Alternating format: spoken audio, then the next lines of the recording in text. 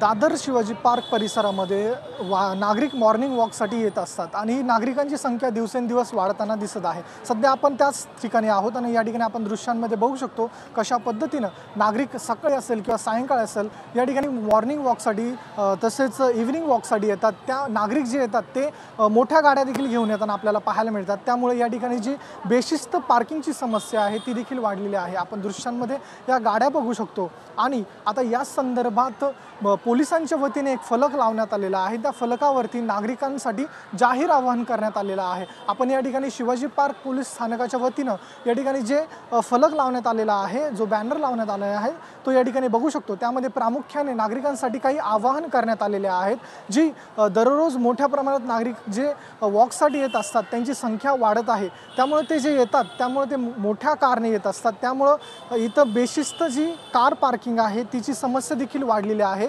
त्यामुळे जो स्थानिकांना जो त्रास आहे तो सहन करावा लागतो, जे वाहन चालक आहेत त्यांना त्रास सहन करावा लागतो। असं होऊ नये याकरता शिवाजी पार्क पोलिसांकडून आवाहन करण्यात येते की जे नागरिकांनी या ठिकाणी गाडी घेऊन येण्याच्या ऐवजी पायी चालत यावे किंवा मोटरसायकलचा वापर करावा। तसंच जे नागरिक नो पार्किंगमध्ये वाहनं पार्क करतील त्यांच्यावरती दंडात्मक कारवाई देखील होईल, असं या ठिकाणी बॅनरवरती नमूद केलेलं आहे।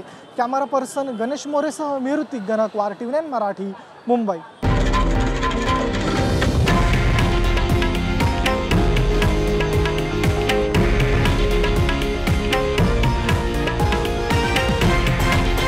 हे आहे देशातील नंबर 1 न्यूज नेटवर्क आणि आपण पाहत आहात TV9 मराठी, एकमेव।